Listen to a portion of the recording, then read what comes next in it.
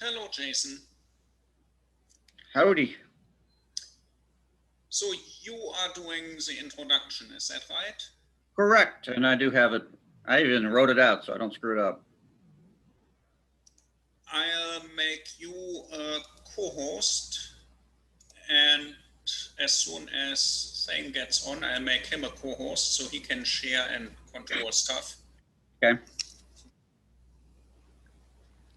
But I expect I'll be around.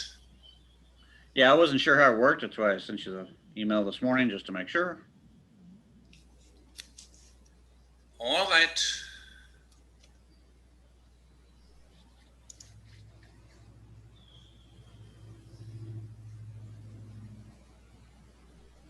I was just talking with Lynn Buckley. They're really excited about homework for Chapter 3 in Goldstein. They should be. It's a fun. Okay, yeah. Like, what is it? Central forces. Oh, what's wrong? No problem.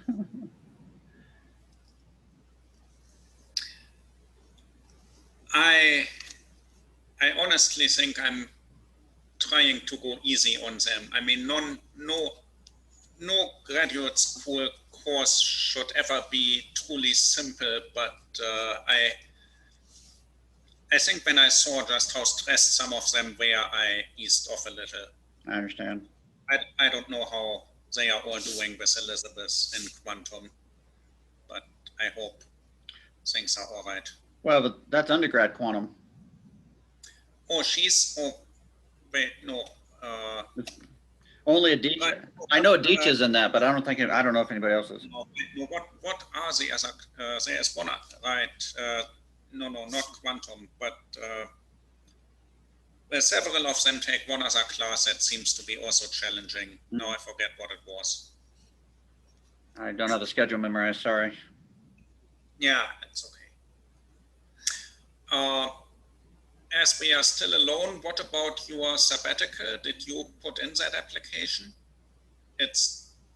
I got an email today from David Eichhorn asking me a clarifying question, so I assume Zeke. Okay. All right. At some point, I sent it to both you and Zeke kind of responded very quickly and said, "I'll take care of it" or whatever. And he asked a few questions. And then, that's fine. I just wanted to confirm. Yeah, that's all I know. That's okay. I'll see it probably the following week. Okay. And then excuse my, well, anyway, never mind.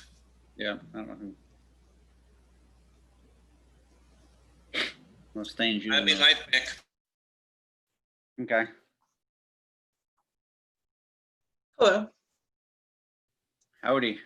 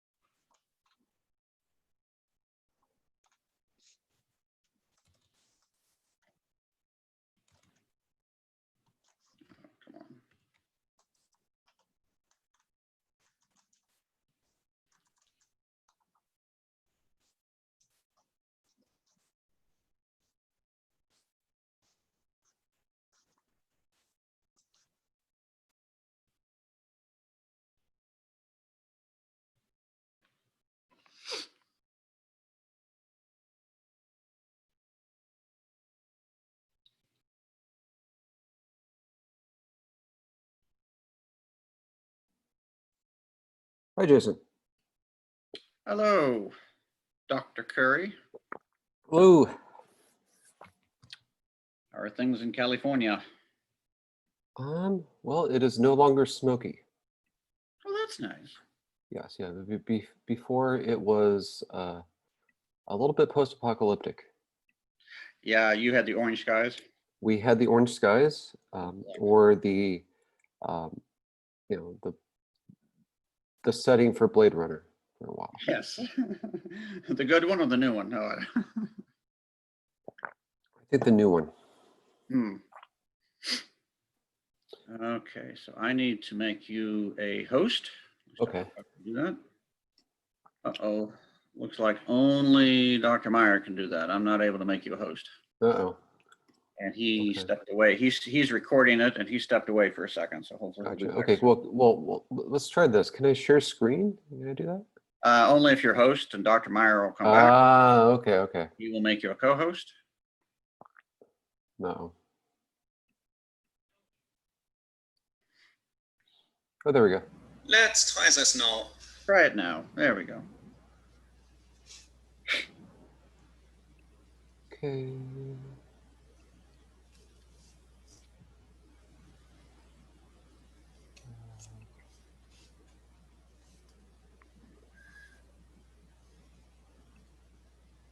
Let's see if this works. Maunakea. Hopefully nobody looked too closely at the flyer for this talk because someone misspelled it as Konakea. Oh dear. Okay. I noticed that this morning. So can you see this? So can you see the presentation but not the notes? Correct. Okay. Okay. So we're good. We're all good.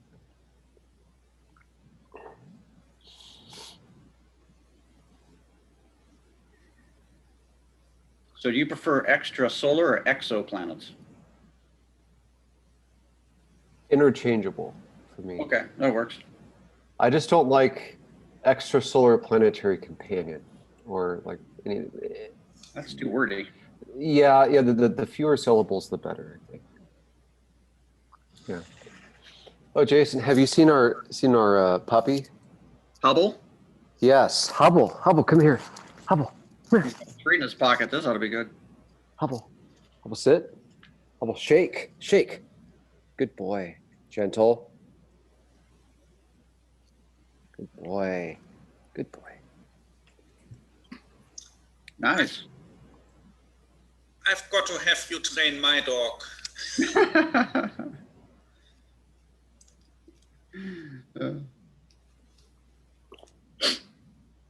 It's just Hubble and I today. All right. So I know you and, well, obviously, and Holger. Who else? I don't think I've met anybody else on the call. Lynn Buckley is my grad student. They are giving a talk next week. Okay. Would you like the link? Sure. I was going to see if Lynn was going to say no.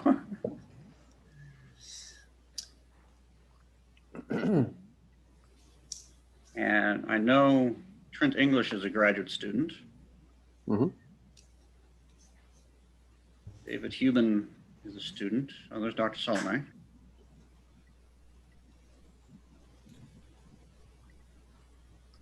Saying the way you are sitting now, the camera is cutting off the upper part of your head.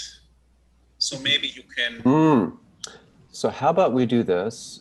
So I have a large screen and then I have my laptop. Let me disconnect the large screen and see if this helps.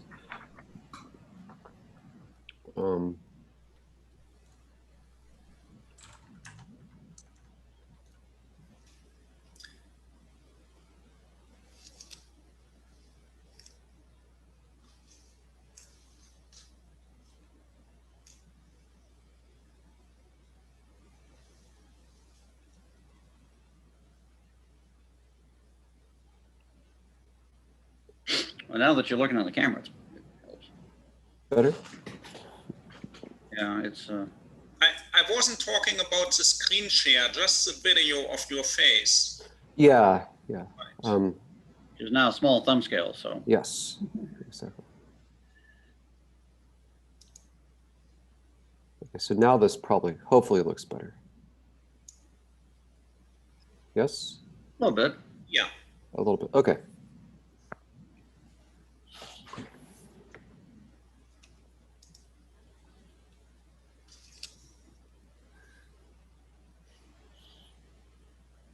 Teaching by Zoom is hard. So you're teaching like intro to astronomy by Zoom? No, that I'm using a flipped classroom. So on Oh. Mondays, they get a reading assignment, video assignments, and other activities that they do. On Wednesday, we meet and discuss that topic of the week. And then on Friday, they have a quiz. Oh dear. Okay. So it's just, I'm just doing weekly topics with that. I do teach Astro 2 with, I only have 2 students, one of which I think has joined us. Their class today is you, by the way, so I'll get some test information from you later. Uh-oh, okay. So there'll be a quiz at the end. Yes, but where I'll ask you the questions. Uh-oh.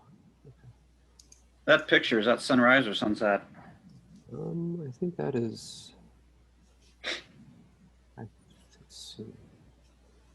That's facing to the, just get my orientation right on this. I was just wondering if you knew. Okay, so that's facing to the west. So it'd be, I think, sunset. Yeah. So it's sunset. Mm-hmm. Okay.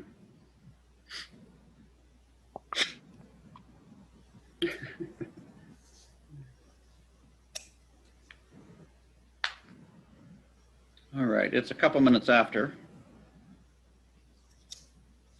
You want to go ahead and start, Holger, or? Yeah, sure. It's all yours to introduce our speaker today, please. Welcome to the physics seminar series, this semester by Zoom. Today's speaker will be introduced by Professor Ferguson. All right, thank you, Dr. Meyer.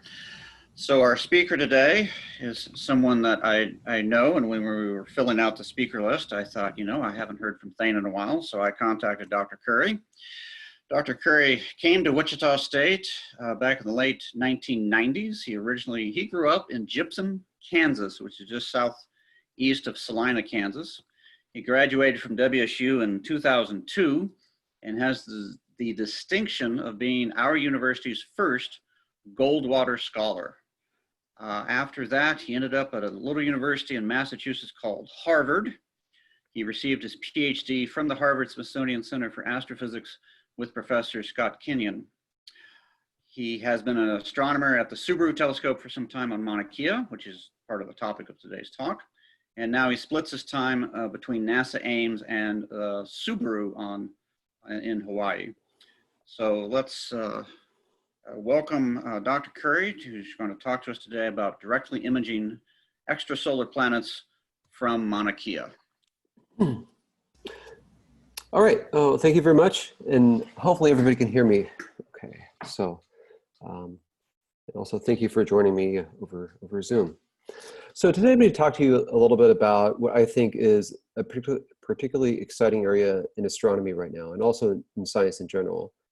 And that is the topic of extrasolar planets. And my focus is going to be on imaging extrasolar planets from Mauna Kea, which is a volcano in Hawaii that houses some of the world's most capable large telescopes. As you can see this beautiful image of the summit of Mauna Kea, the telescope on the left, far left, the sort of cylindrical shaped one is Subaru, and the two sort of ice cream cone shaped ones on the right are the twin Keck telescopes. So you'll hear about both of these telescopes during the course of my talk. So, but just to kind of back up for a second, the reason why I think this area is interesting is because, you know, astronomy in general and this particular research field, I think, probes fundamental philosophical questions, you know, the kind that I think all of us contemplate, regardless whether or not we are scientists or even really interested in science more than anything else. So, you know, for hundreds of years or even thousands of years, philosophers and other thinkers that contemplate whether or not the Earth or the solar system is unique. What is our place in the universe, you know, and how the Earth compares to other heavenly bodies or other planets like it. So you had some thinkers take the Aristotle's position, namely that there can be only one world, the Earth, and everything else is very, very different. Or the Epicurean position that no, that in fact there are an infinite number of worlds, some of them like the Earth and some of them unlike it. And through the telescope, we started to get our first inkling that in fact the universe is a little bit more complicated than just the Earth and sort of a fixed sphere of bodies that are just kind of suspended in the night sky. So with the telescope, Galileo was able to identify very small objects located just off axis from Jupiter. These are the 4 Galilean satellites. So Jupiter has its own sort of, in a sense, sort of mini solar system. And this kind of gives us an inclination that the universe is a little bit more complicated than we had thought before. And perhaps there are other solar systems, so there are other bodies orbiting some of the stars in the sky that may be a little bit similar to the solar system that we know and are part of. It took a while, but about 500 years later, we're able to identify the first directly imaged planets around other stars. Sorry, the first planets around other stars. Now, these have been primarily identified through indirect means. So the exact example on the top shows the radial velocity method. And because of Newton's second law, the planet exerts a gravitational tug upon a star, causing an acceleration. If you monitor the star for a long time, and in particular monitor the position of its different spectral features, which almost all stars have, you'll see that those features can appear to move from shorter to longer wavelengths as a function of time. This is the radial velocity Doppler shift. And you can map this movement or this change onto the properties of an unseen planet. In this case, you can use the radial velocity method to be able to constrain the orbital properties of the unseen planet and get a lower constraint on the mass of the planet. So this is showing an example for the 51 Pegasi, which is the first planet identified through the radial velocity method. Another method, which is has caught on in the last decade or so especially, is the transit method. This is even simpler. Simply that if you have the planetary system oriented such that the plane of the orbit is along our line of sight, you can see a planet pass in front of the star, causing a dip in the total system brightness. And the planet can pass behind the star, causing a much smaller dip. And these drops in brightness then can be mapped onto the orbital properties of the planet. And if you think you know the radius of the star, you can also then figure out the radius of the planet from that. And the example I show is for a very nearby low mass star called AU-MIC, where a recent paper identified a Neptune mass planet around this star. So primarily through these indirect means, we've now found out that nature is teeming with planets. And this just simply just happens when most stars form. Planetary systems just form with quite regularity. We can see planets ranging 2 or 3 orders of magnitude in mass and semi-major axis, ranging between orbital periods of a day to hundreds or even 1,000 days or more. Now, these methods have been critical in establishing sort of demographics of planetary systems and in demonstrating that planet formation is common. But what I'm really more interested in is something a little bit more like this. So this is a simulated image from a NASA mission looking at a nearby star about 10 parsecs away. So this is about 33 light years away. And we see the light from that star being blocked, and located off axis, you can see 2 faint dots. So that's Venus and that's the Earth. And furthermore, if you take not just simply an image, but a spectrum of the Earth, so you separate out its light by wavelength, you can see the following. So biomarkers like ozone, oxygen, and water. So the evidence that the Earth is, at least in principle, capable of supporting life. Now, this method, direct imaging, is the means by which we will eventually be able to identify, confirm, and characterize an Earth twin around a sun-like star, and also probably identify, confirm, and characterize an Earth-like planet around the nearest stars, which are going to be much lower mass than the sun. So I'm going to be talking about this particular field, imaging extrasolar planets from Mauna Kea, which is the best place on the planet, or on our planet, to be able to directly image other worlds. So I'll describe a little bit about why this site is particularly well suited for imaging planets around other stars. I'll describe some of the challenges we have with being able to directly image planets on really any side, but even the best ones, and how we overcome them through a series of novel observing and image processing techniques. Talk a little bit about what we've learned about direct imaging, sort of in a very broad sense, in particular about the properties of directly imaged systems, so their architectures, how they differ from that of the solar system. Talk a little bit about the atmospheric properties of directly imaged planets. We'll talk a little bit then about the sort of the next step with imaging planets around other stars, in particular with a project that I'm involved with at the Subaru telescope, which is the Subaru Chronographic Extreme Adaptive Optics Project, or SCEXIO. I'll talk about how this dedicated planet imaging system allows us to better characterize known systems, talk about some of the new discoveries we've made, all of which haven't been published yet, but you'll be amongst the first to hear about them. And also how the technology that we're honing with this system puts us on the path to being able to imaging Earth around another star on the next generation of larger telescopes, including the Giant Magellan Telescope, 30-meter telescope, European Extremely Large Telescope. So first, where do we do this science?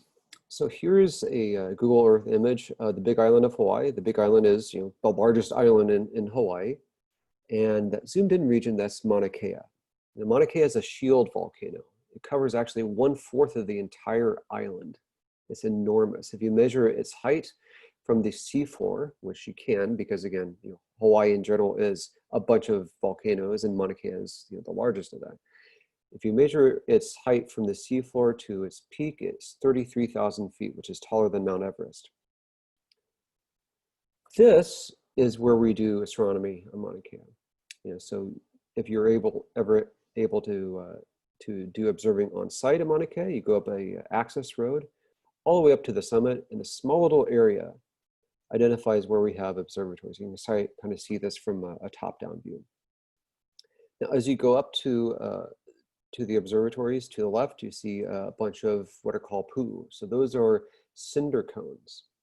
And the names associated with pu'u are typically associated with gods or goddesses or different deities that had a particular importance within Hawaiian religious practices before the overthrow of the kapu system in the 19th century. So for example, Pu'u Poliahu is named after the goddess of the mist. Her younger sister is Lilanoi, that's on the bottom right. Kukohaula is actually named for the red-hued snow at the summit, because sometimes Mauna Kea gets snow. And Lake Waiau is the highest alpine lake on the entire planet. So this is a very strange and special place from a geological and also cultural standpoint. But it's also very important or unique in terms of its atmospheric properties. So one of the major advantages you can see for doing astronomy from Mauna Kea is shown in this picture. So we see the Keck telescope, one of the two Keck telescopes. And if you look carefully, you can see two things. You can see the cloud layer and the fact that the clouds are actually below the summit of Mauna Kea. So Mauna Kea has what's called an inversion layer. And so it basically builds up a layer of clouds at typically about 9,000 to 10,000 feet or so. And that does several things. It causes the atmosphere to be very laminar near the summit, and also effectively serves as a shield from any light pollution below from the towns of Hilo or Kailua Kona or Waimea. And to give you a sense of how high up this place is, the mountain in the background is on a different island. So that's Haleakala on the island of Maui. So you're up very high. You have the inversion layer which blocks light pollution below, and the air is very dry and non-turbulent above. And it is consistently so. So this is actually showing a weather forecast for Mauna Kea, I think from 2019. We're kind of in this sort of same general trend right now with conditions. They're very good. So Mauna Kea is typically very clear. It's extremely dry. You can see that from that panel that says PWMM, so that's the precipitable water vapor as measured in millimeters. And the seeing is very good. So this is essentially a measurement of how much starlight gets blurred. And you can see the values there are around like 0.4 to 0.5. That's extremely good. In the best sites in Chile, you would get seeing that's on the order of about 0.7 arc seconds or so typically. In Arizona or California, it's much worse. And then the wind speed is also typically very low. So you're high up, the atmosphere is very non-turbulent, it's dry, and it's typically free of clouds. This is an excellent place to do astronomy in general, and in particular to try to image planets and other stars. But the technical challenges that face us in trying to image planets around other stars, these technical challenges are very daunting. To kind of give you a sense of context, you have a really bright light bulb, and then you have a lightning bug, a small little lightning bug. The contrast between the lightning bug and the light bulb is reasonably steep, about 10 to the minus 4 or so. Now imagine placing the lightning bug about a centimeter or so away from the light bulb. It becomes a little bit hard to distinguish those two sources of light because the light from the light bulb is blurring, or that glare impedes your detection of that bug. Now imagine trying to do this when you place both of these two objects 10 kilometers away. That's the kind of challenge we face when we try to image planets or other stars in the easiest of cases. Because if we try to compare this requirement to the requirement to be able to image true Earth analogs, true Jupiter analogs, basically anything in our solar system, the challenge seems almost hopeless. So for example, the Earth is 2 times 10 to the minus 10 of the sun's brightness. And Jupiter is much brighter, but only 1 part in a billion as bright as the sun. So this is very, very difficult. Now you can make this task slightly easier if you try to image planets around lower mass stars in reflected light. So for example, a Jupiter and an Earth around an M star have a slightly more mild contrast. So an Earth in the habitable zone around an M star is only about 100 million times as faint as its host star. And a Jupiter at 1 AU, so if you take Jupiter, put it at 1 AU, which is the distance from the Earth to the sun, also about a factor of 100 million as faint as a nearby low mass star. Or if you look at a Jovian planet when it is younger, the contrast is more mild. So for example, when Jupiter was only 50 million years old, we believe it should have been much brighter because substellar objects like planets or brown dwarfs, they contract and cool as a function of time. So conversely, when they are young, they should be more luminous and easier to see compared to the glare of their host stars. And if you have even more massive planets, for example, a planet that's 5 times the mass of Jupiter, it will typically be, we think would typically be even brighter compared to a host star. So these are the kind of planets we're going to try to be able to image first. We're trying to work our way down to be able to image true Earth analogs. And hopefully we'll be able to show you that path at the end of the talk. So the first stage in being able to directly image planets or other stars utilizes a technology called adaptive optics. And this is needed because the atmosphere is turbulent. It blurs out starlight. You know this if you look at the night sky and you see the stars twinkle. And that blurs out starlight and ends up precluding you from being able to image things that are really faint next to things that are really bright, like stars. So an adaptive optics system measures the wavefront error, or essentially the amount that the atmosphere is blurring starlight, and then uses a deformable mirror. So it's essentially a mirror that can reshape to cancel out how the atmosphere is blurring starlight. And you run that in a closed loop, and you're able to largely correct for atmospheric blurring. The example shown in the slide is from the Palomar telescope. And on the left, you just see a bright smudge. And on the right, when you use an adaptive optics system to be able to de-blur starlight, you can see that this is actually two two stars, a binary star system. So direct imaging is like this, except one of those 2 points of light is going to be significantly fainter than the other one.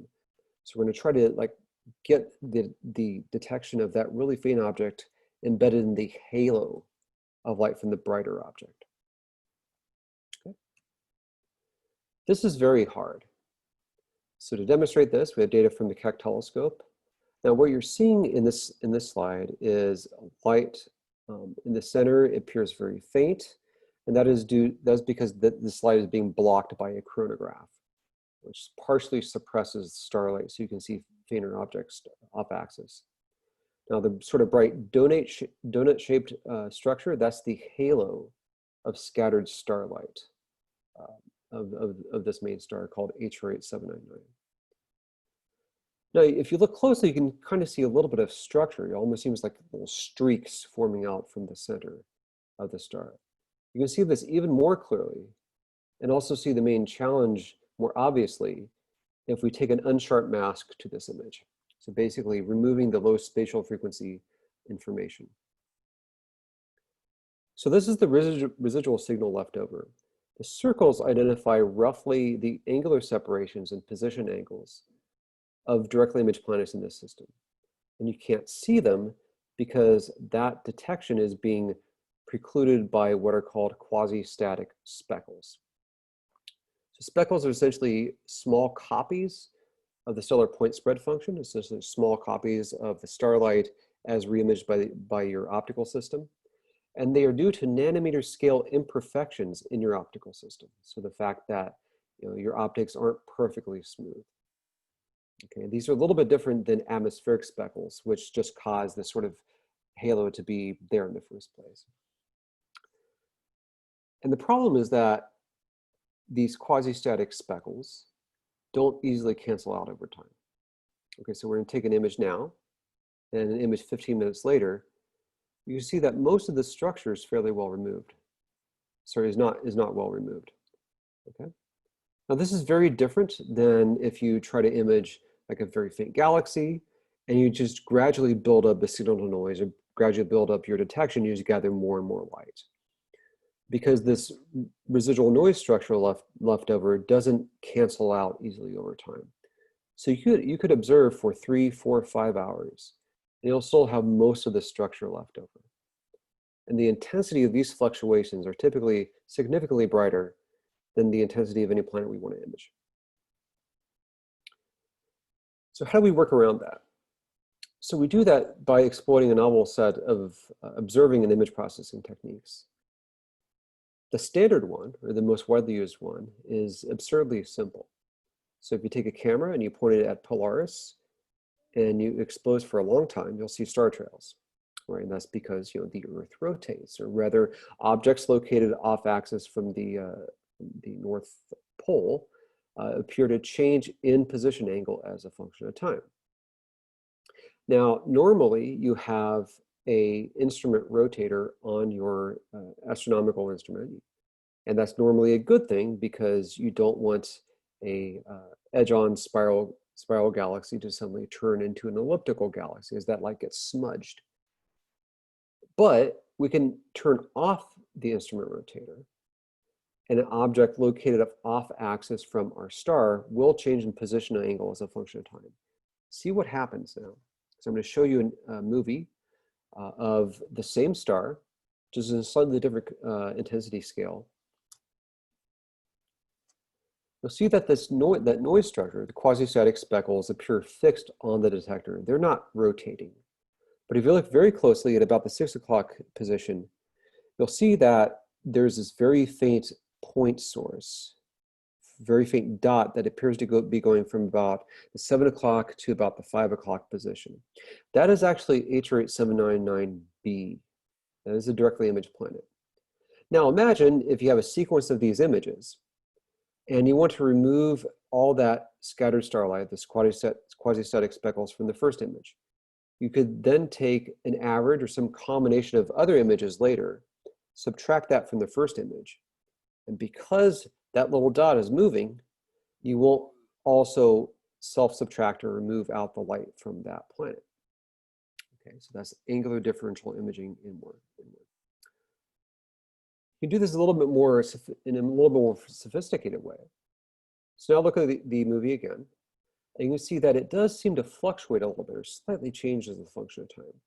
So you might imagine there might be different ways of combining a set of images together to optimally remove the light from another image in your sequence.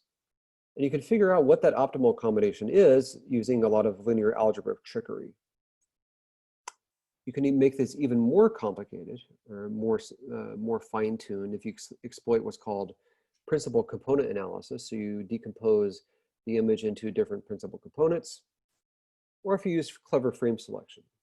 So for example, on the image on the top right, if we want to remove that speckle, that little long streak-like feature in the box, it'd be better if we use a set of other images that have a structure that looks a little bit like the image in the middle, as opposed to the one on the lower right. Okay. So now let's combine all these steps together. So here's an image of H8799 with the stellar halo unsharp mass, so you can see speckles. Now we're going to apply angular differential imaging in a lot of our sophisticated software. That is the light that we have left over. Okay. And this is the actual discovery image of 3 of the 4 planets, HR8799, B, C, and D, from 2008. These data were obtained with the Keck telescope. This is the first directly imaged planetary system, only about 12 years ago. And if you look at the same system, you integrate a little bit longer, and you set up your experiment a little bit more carefully, you can identify a 4th planet in the system. So this image shows data for the same star, HR8799, attained at a different wavelength and processed using a little bit more sophisticated software. You see a 4th planet, HR8799e. These objects actually do move if you monitor them for a long time. You can actually see them change position. So this is showing a movie from about 2009 to about 2016, where we have a lot of different images, data sets for HR8799. You can watch these planets all rotate counterclockwise. And actually the orbital spacing of the planets is interesting because it almost seems like the planets seem to know about each other. So we think the semi-major axes for these planets are in what is called an orbital resonance. In particular an 8:4 to 2:1 orbital resonance. That may actually keep the entire system dynamically stable and also gives us some clue as to how massive these planets are by monitoring how massive they could be and still not destabilize the entire system. Okay. Here's our inventory of directly imaged planets, or at least the planets, or at least the objects I would call exoplanets. So we have the 4 planets around HR8799. We have about 12 to 20 others, depending on who you talk to. The ones in green were discovered in whole or in part from Maunakea. And the ones in magenta have been re-imaged and characterized with telescopes of Maunakea. So this one mountain has played an outsized role in the yield for directly imaged planets and our understanding of these planets as astrophysical objects. So what do we know about the architectures of these systems? So I'm going to show 3 examples that illustrate the diversity of extrasolar planetary system architectures. So one is Kappa Andromeda B on the top left, 51 Eri B on the top right, Rox 42b on the bottom. Okay. So now what I'm going to do, I'm going to place the solar system, or at least a subset of solar system objects, on the same scale in each one of these images. So you can see how the architecture of these separations of these planets compared to the separations of planets in our own solar system. So for Kappa Andromeda B, if you took this planet and parked it in the solar system, it would lie outside of the Kuiper belt. Okay, so this belt of icy planetesimals, of which Pluto is the largest. If you do the same thing for 51 Eri B, you see that 51 Eri B is roughly the same separation that the sun is, Saturn is from the sun. But unlike our solar system, there appears to be only one massive planet in the, around 51 Eri. Rox 42b is even weirder. You could take the entire solar system and the Kuiper belt, including the Kuiper belt, possibly even part of the Oort cloud, and it would still be located interior to the orbital separation for Rox 42b. Here's a comparison with HR 799. So this may seem a little bit more similar, right? Because this is a multiple planet system. We found a few of these multiple planet systems, but this is the best characterized one. But still, if you compare it to the solar system, this system appears to be somewhat atypical or a little bit weird. So for example, the separation from the star, HR 799, to the innermost planet, HR 799e, is about 15 to 20 AU. So roughly the separation from the sun to Uranus. And the outermost planet is about 70 AU, about twice the separation from the sun to the Kuiper belt, at least the inner part of the Kuiper belt. Okay. So you might think from this that, well, maybe the solar system is a little bit odd. It seems to be very different from all the planetary systems we've been able to image thus far. But actually, if you look at this in a slightly different way, you do spot some similarities. So HR 799, the star with the first directly imaged planetary system, is hotter, more massive, and brighter than the sun. It is an A5 star, I think. So it's about 8,000 or 9,000 Kelvin as opposed to about 5,800 Kelvin, which is the effective temperature of the sun. So an object at the same separation from HR 799 receives more incident flux than when an object from the sun. So if you scale the separation of each one of these planets by the amount of light that they receive from their host star, you do spot some similarities. So the solar system has an asteroid belt of about 3 AU, Jupiter, Saturn, Uranus, and Neptune between about 5 and 30 AU, and then a Kuiper belt.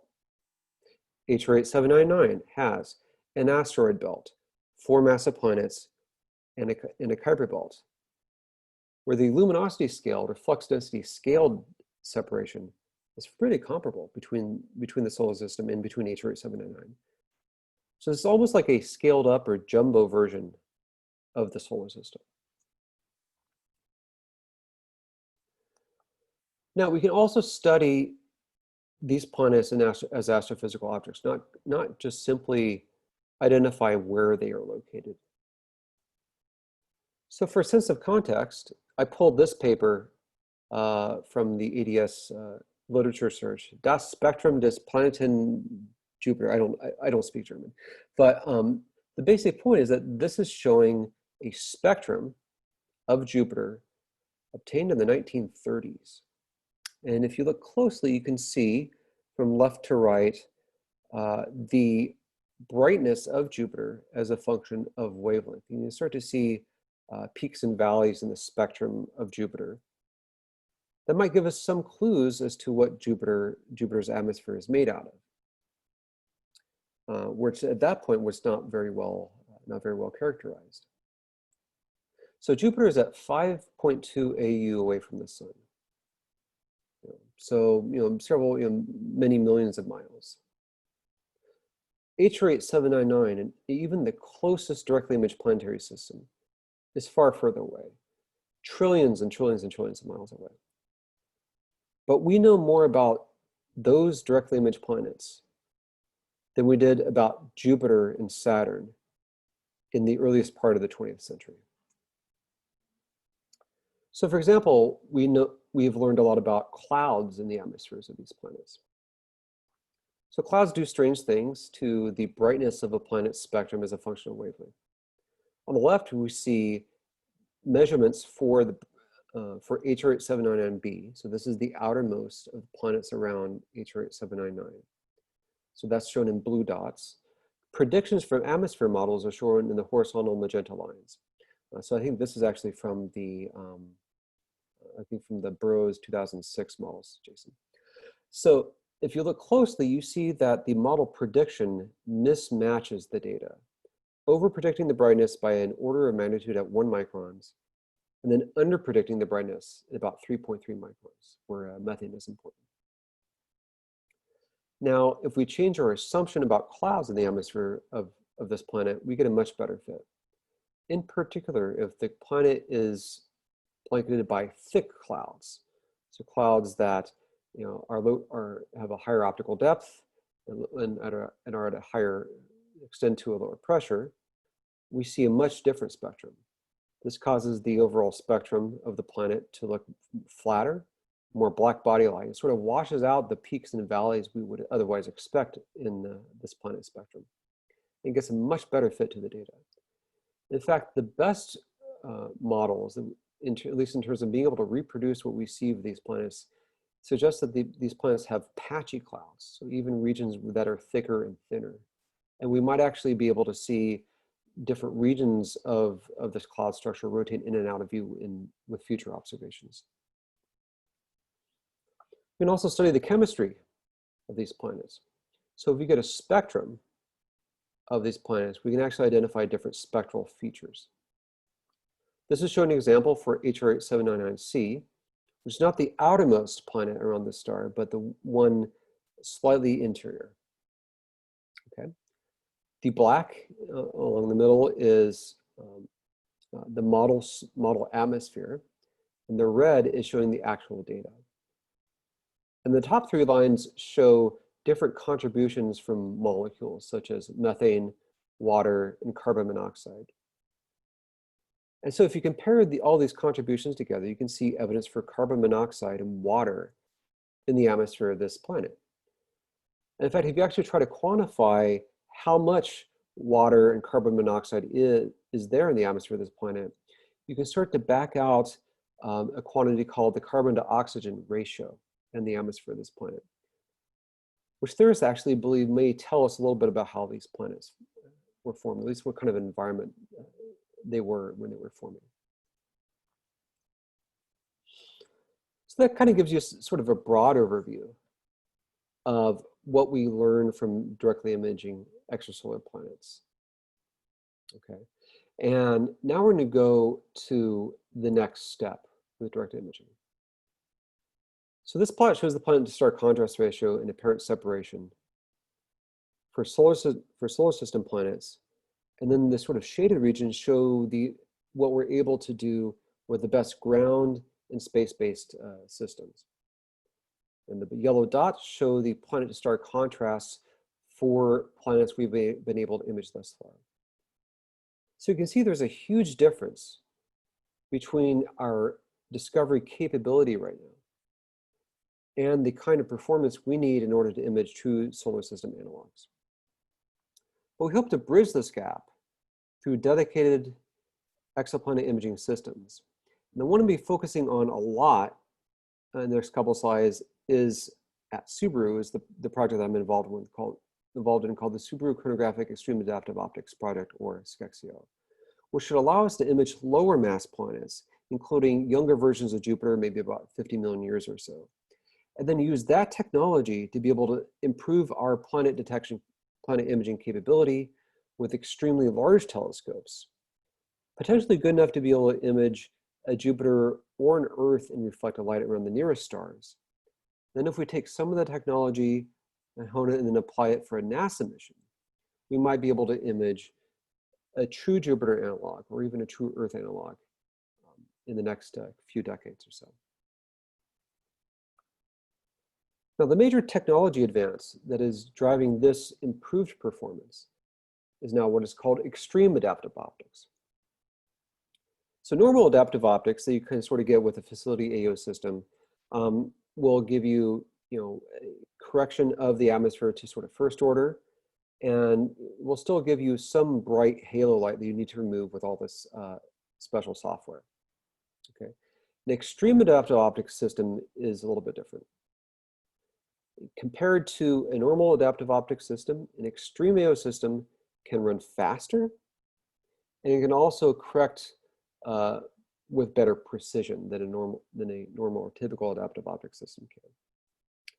So to kind of quantify that, a normal AO system or conventional adaptive optics system maybe can run about 300 to 500 to 600 hertz and correct for about 100 to 400 spatial frequencies.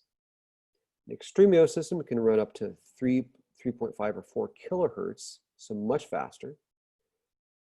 It can also correct for over 1,000 spatial frequencies. And if you do that, what happens is that you take all that halo light that we were talking about before, that how all the quasi-static speckles, and you push a lot of that halo light into the core of the point spectral fluctuator for the star. So you push it right into the center. And because you're taking all the light and pushing it right into the center, you're removing light in the halo. And if you do this well enough, you have what is shown in this plot, which is a dark hole. We have this very faint region located just off axis from where your star is located, where you can much more easily detect planets. So the incident on the left shows an example. On the leftmost part of that is with the Gemini planet imager. This is an extreme AO system. And the one on the right is data obtained with Gemini with a conventional AO system. You see, extreme AO system performs much better. So what does our instrument look like? So SCEXIO is an extreme adaptive optics system for the super telescope. The principal investigator for this is this guy shown on the far right, is Olivier Guillaume. It uses a special sensor to be able to figure out how the atmosphere is blurring starlight, called a pyramid wavefront sensor. And its deformable mirror has 2,000 actuators. It's able to rapidly correct for atmospheric blurring over 1,000 spatial frequencies and over 3.5 kilohertz. It's able to achieve extremely sharp images of stars. And the way of quantifying this is called the Strehl ratio. That's subscript is SR. We can achieve a Strehl ratio in excess of 90% at 1.6 microns, which is where we do a lot of the science. And it's coupled to a science instrument called an integral field spectrograph, where you not just simply get an image, but you get a spectrum at every location in the image plane. Okay.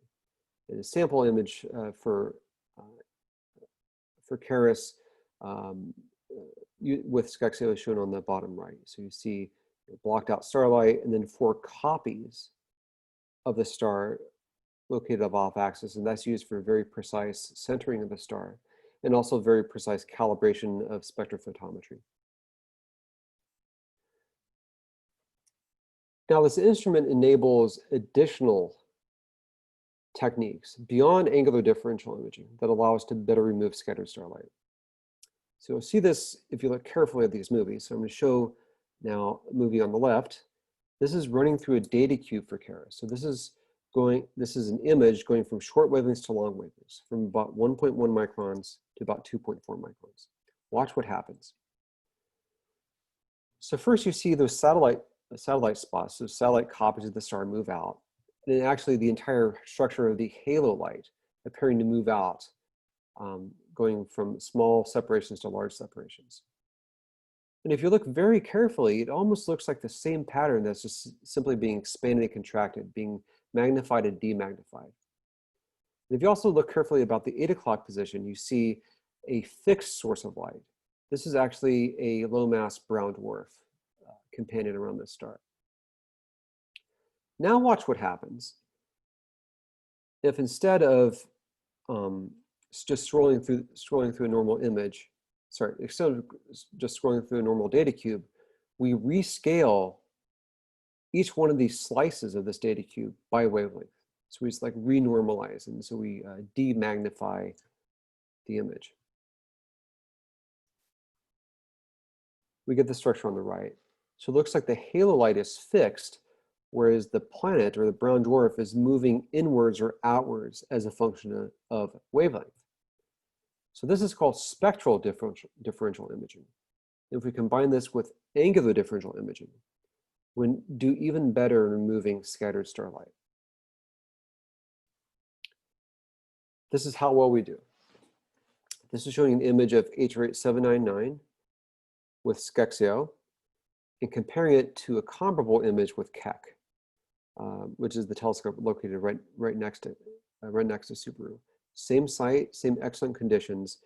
Skexio is an extreme AO system. Keck uses a conventional AO system. With Keck, you're able to identify H8799c, barely identify H8799d. With Skexio, we're able to identify C and D extremely easily and identify the fourth planet, H8799e, at a very, very high signal to noise. Skexio is able to detect planets 1 million times fainter than the star at sub-arcsecond angles, and even 100,000 times fainter than the star, really, really close to the star. So this is over 100 times more sensitive than sort of a conventional adaptive optics system. Its performance is comparable to any other system on the planet and will soon surpass their capabilities. Here's an example showing Skexio compared to the Gemini Planet Imager. Even with GPI, we seem to do a little bit better. So that's great. What have we learned about exoplanets from Skexio thus far? Well, the first thing we've been able to do is be able to characterize known exoplanets in much more detail. Here's an example for Kappa Andromeda B. We have an extremely highly significant detection of Kappa Andromeda B, a signal noise of 210. And it's so good that we can actually get a very, very high quality spectrum for Kappa Andromeda B. We don't detect any other companions within about 15 AU of the star. And if you look at the spectrum and you compare it to regions where we're dominated by water or carbon monoxide opacity, we see that the spectrum appears to be shaped by those molecules. Now let's compare it to other things that we know well about. We see that we're able to constrain the spectral type of Kappa Andromeda B is actually what's called an L0 low gravity or gamma object. And if we compare the shape of the spectrum in detail to the spectra for other objects that we've been able to well study, we see that it is most similar to very young objects. They're typically hotter, more luminous, but also much more lower mass. So for example, on the right-hand plot, we see that this object appears to be well matched to the 13 to 15 Jovian mass object in magenta, and not well matched to a higher mass, older object shown in gray. And the shape of the spectrum we see in the shaded region is actually very sensitive to another important parameter for a planet's atmosphere, and that is gravity. Okay, so it actually appears to be a very low gravity object. We can also discover things with Skexio. So this is a paper I submitted Saturday night, I think. So this object actually is a low mass, cool, brown dwarf companion at about a Uranus or Neptune-like separation around a sun-like star. And I put planets question mark in quotes because actually it appears that the properties of this object might be a little bit more planet-like than brown dwarf-like. In particular, its eccentricity is extremely low. It's much lower than the eccentricity that we typically find for brown dwarfs around sun-like stars. And it might point to a more planet-like formation process, even though this thing is really massive, about 46 Jupiter masses. We've also discovered other things, including a planet in the process of forming. So a directly imaged protoplanet. Have discovered fully formed planets, much like the first directly imaged planetary system. And in this case, we can also not just detect these objects, but get a spectrum. And so the plot shown on the right is actually the spectrum for this legit planet that we think we found. It's very flat, black body light, is very similar to HR8799 CD and E. So we think this is actually a sort of a dusty, cloudy object at the LT transition, which, as Jason knows, is sort of this transition from cloudy to clear atmospheres in subsolar objects. And we've been fairly successful thus far in our mini survey to look for planets and brown dwarfs or nearby stars with Skexio. So we have a detection rate thus far about 30%, which is much higher than you typically get with surveys with direct imaging, which are about a few percent. So we're not able to just use this system to be able to look for planets or characterize known ones. We're also able to use it to mature new technology that we need to be able to better image planets in the future. So very soon, Skexio is being equipped with new planet imaging technology that we're honing right now, and we would like to be able to then adopt about 5 or 10 years from now with other telescopes. So for example, we're pioneering the usage of what are called microkinetic inductance detectors. So these are extremely low noise detectors, which will allow us to be able to put all that halo starlight into the core of the point spread function, so we can much easier see planets or other stars. And we also work with not just simply do experiments on sky, but use Skexio as its own little laboratory. And so one project that I've been working on is actually a wavefront sensing technique called linear dark field control. That allows us to not just simply get a really faint dark hole around a star, but freeze that state, so we're able to better knock out the residual light with our software techniques. And so if we take a system like Skexio, we put it on a larger telescope, the possibilities are quite promising. So this is showing an example of the kind of planet-to-star contrast we might be able to get. We take a Skexio-like system and put it on the next generation of extremely large telescopes. For example, the Giant Magellan Telescope or the 30-meter telescope. In particular, if we're able to use a Skexio-like system on these larger telescopes, which should be more sensitive than the 8 to 10-meter telescopes that are in operation right now, we might actually be able to image reflected light Earth-sized planets in the habitable zones of the nearest stars. So depending on how optimistic you are about our capabilities, this could be either one star with an imageable Earth or over 20 stars with an imageable Earth. So that's my talk. Spoke a little bit about trying to image extrasolar planets from Maunakea. Why Maunakea is very good for this kind of science. The reason is because Maunakea has a very laminar, very calm, non-turbulent, and dry atmosphere that sits above a cloud layer. Talked a little bit about some of the challenges with direct imaging and how we overcome them through a novel set of observing and image processing techniques. What we've learned from direct imaging, in particular, how we found that the architectures of directly imaged planetary systems contrast interestingly with that of our own solar system, and how we've learned about the clouds and chemistry in the atmospheres of these planets. I talked about the next step with direct imaging, how this is being driven with new technology called extreme adaptive optics, and I show an example of one extreme system called the Subaru Chronographic Extreme Adaptive Optics Project, which allows us to better characterize known systems, provides new discoveries, and puts us on the path to imaging another Earth around the nearest stars.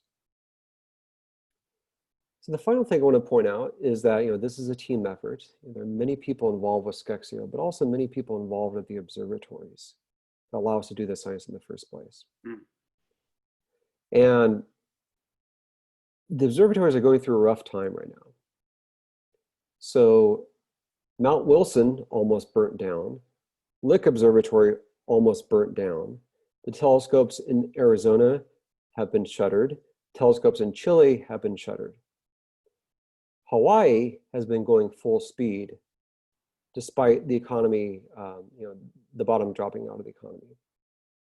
So this sort of headline from Hawaii News Now says the unemployment rate remains above 13%, and this was last month. It was up to 22 to 25% at one point. So 1 out of every four people in Hawaii was unemployed thanks to COVID-19. And they've seen a 98% drop in tourism, which is terrible for an island that is heavily reliant on tourism. Despite the world seeming to fall apart, all these telescopes have been operating extremely well, all throughout the pandemic. And in fact, they've set up astronomers to be able to do their observing from home. So for example, I was able to control the Keck and Subaru telescopes from my apartment. And it's thanks to these guys shown in the inset. And not just simply that they keep the telescope working, but they do good in the community as well. So if you do happen to get time in the future at any of the major observatories, be very thankful, because they're doing exceptional work under very difficult circumstances. So that's my talk, and I'll take any questions you might have. But Thane, you commented that tourism has dropped in Hawaii, but if you go to Hawaii, you have to spend the first 2 weeks in quarantine. Of course, tourism is going to drop when you impose such a law. All right, thank you, Thane, for your talk, and I appreciate your spending your time with us this afternoon. Before we take any questions, I'd like to make sure that we thank the Eddie and April Lucas Fund for helping support our seminar series. Next week, a graduate student from WSU, Lynn Buckley, will give a talk, and their talk is titled Stellar Modeling with On-the-Fly Opacities. And this is a required talk because graduate students that work for the Shaw Summer Fellowship are required to give a talk in the fall semester. So does anyone have any questions that they'd like to ask Dr. Curry? Sure.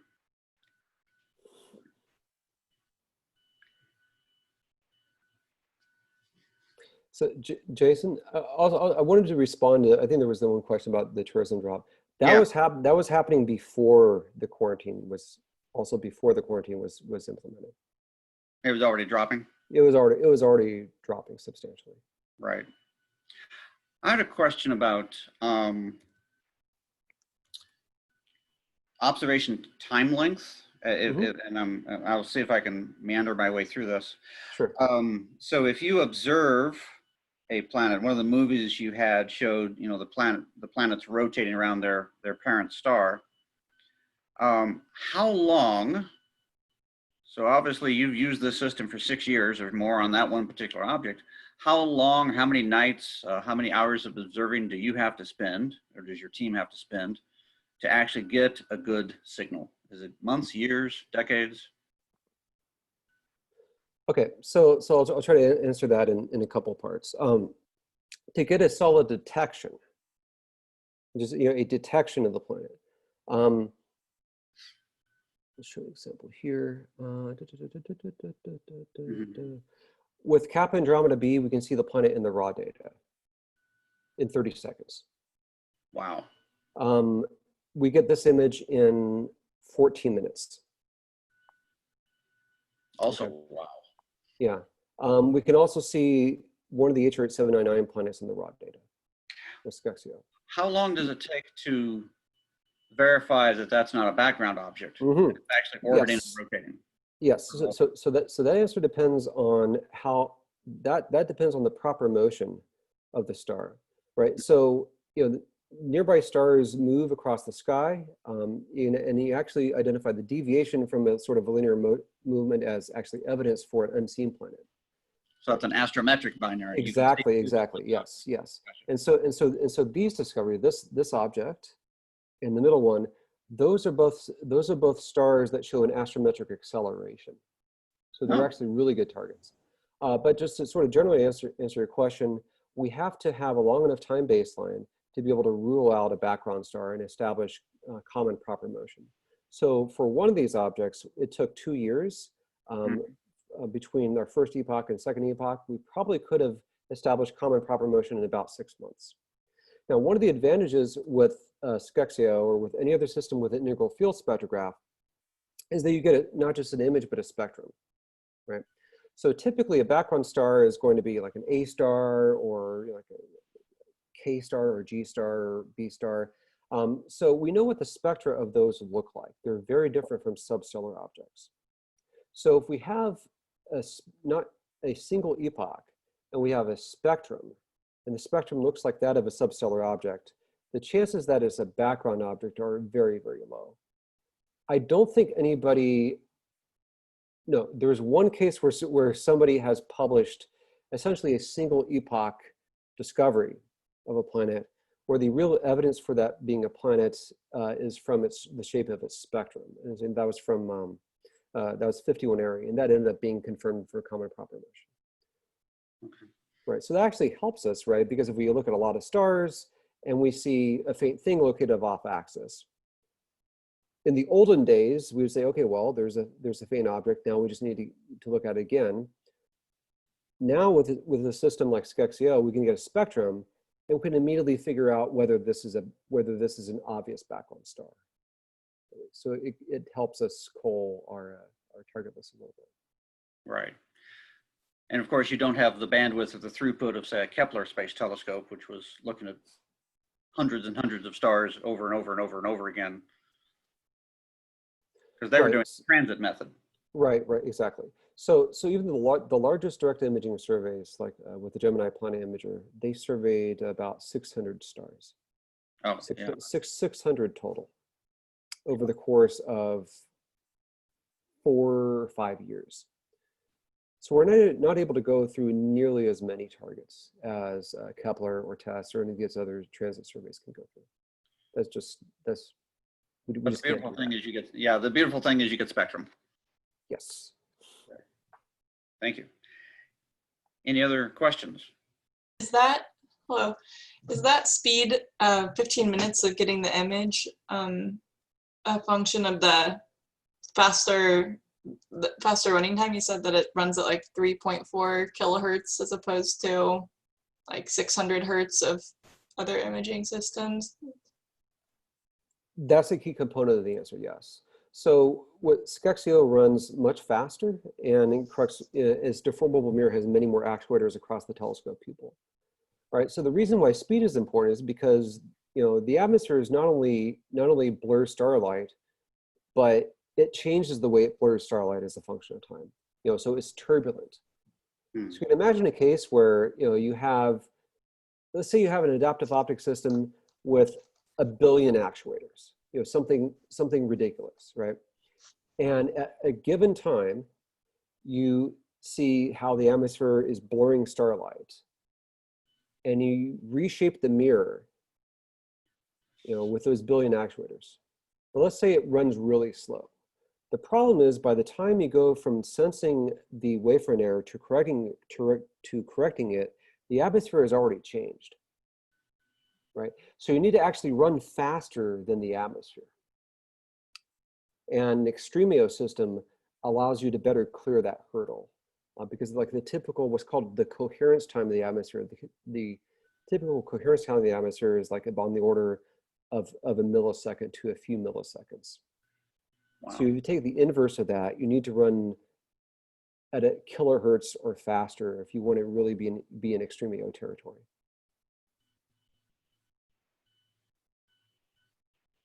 And in fact, we have an additional technology or additional method within Skexio called what's called predictive wafer control. So not just simply that the system runs fast, but you can actually take a time series of telemetry measurements from Skexio, and you can decompose that into different principal components, and you can use that data set is sort of a training data set to predict what the atmosphere will look like in the future. So we can do that too. And with that's still a work in progress, but the promise of that method should mean that effectively a system like Skexio could run at infinite speed. Mm-hmm. When you say the future, do you mean like the next few milliseconds? Yes, yes. And is that part of that process is what's letting you take that halo of light and concentrate it into a hole, you said? Yes, exactly. Yeah. So all those components together, right? So, having the system just being able to run very fast in the first place, having a deformable mirror with many actuators, so you're able to get a very fine, sophisticated correction of the atmospheric turbulence. Then also adding a different also adding a predictive filter to even improve your ability to form a model how the atmosphere works together. All those three components together allow you to get that dark hole, that faint halo. Yeah. What does the deformable mirror do? Yeah, so the deformable mirror, you can imagine like a sort of a membrane-like structure. So the deformable mirror will reshape itself to sort of cancel out how the atmosphere is blurring starlight. So I'm trying to think of a good analogy. Like imagine, I guess if like with eyeglasses, like with lens, like if you're, due to a deformation in your eye, and maybe your vision is blurry. If you put on glasses, you have a lens that can sharpen your vision. Kind of, sort of like that, except imagine like the shape of the lens is changing constantly and changing like 3,000 times a second or so. And are there billions of parts moving? Like if there are billions, is every actuator associated with a plane of the mirror?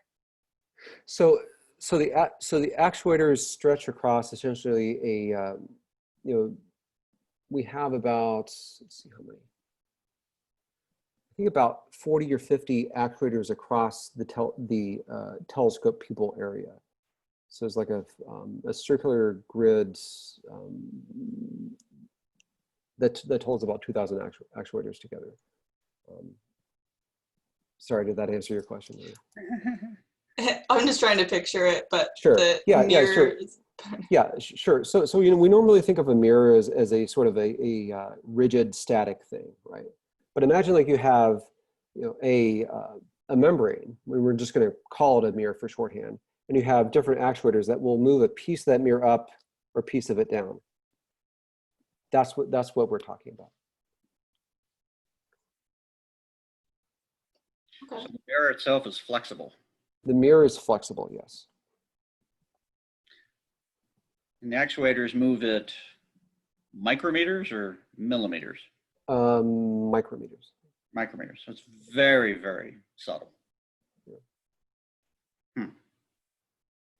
And it's moving based on the history of a few milliseconds beforehand of what, Yes. trying to correct for turbulence in the Yes. atmosphere. Exactly. So what happens is that we have a wavefront sensor that tries to measure how the atmosphere is blurring starlight. And given that information, it tells the deformable mirror to reshape itself in a certain way. And all that happens at 3 kilohertz. Cool.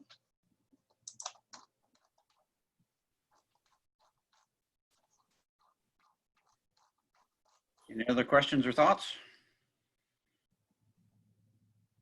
Oh, you said there are like 20 planets, potentially? 12 to 20, 25, depending on who you talk to. I mean, people argue about what constitutes a planet as opposed to a planet mass brown dwarf. And so there's lively debate. And also there are some systems whose status is a little bit uncertain. But between 12 to 20, I think is a good number. In a certain area or like? Total. Total. Total that we know about. So this object located in the middle, this would be number 21, for example. In the middle of what? Sorry, and if you can still see the presentation. Mm-hmm. Yeah. Oh. Okay, cool. Is the reddish snow on the volcano from the just dirt coming through? So it just has to do with the topology of the mountain, because Maunakea used to be, well, I mean, it's a inactive volcano. It's not extinct, and so I think it last had this eruption several tens of thousands of years ago, and so the color of the rock is a byproduct of its geological history. in the snow too. Yeah, and the snow is just because we're really high up, and it snows sometimes, especially in the winter. Good morning. All right. Thank you. Yeah, great talk, Thane. Thank you. Okay. You know, the Yes, last it word, was Dr. Meyer? was a nice presentation. I would like to know, I would like to post the recording of this online, and I think the Q&A was interesting. So anybody who was asking questions, do you mind having the video uploaded to YouTube publicly? Or would you like me to cut off the Q&A so your face isn't shown or anything? There we go.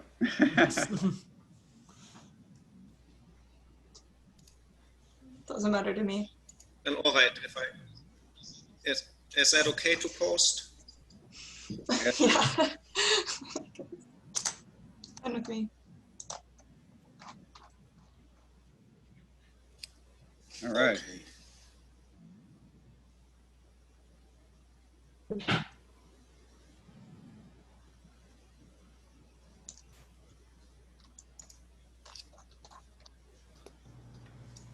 Okay.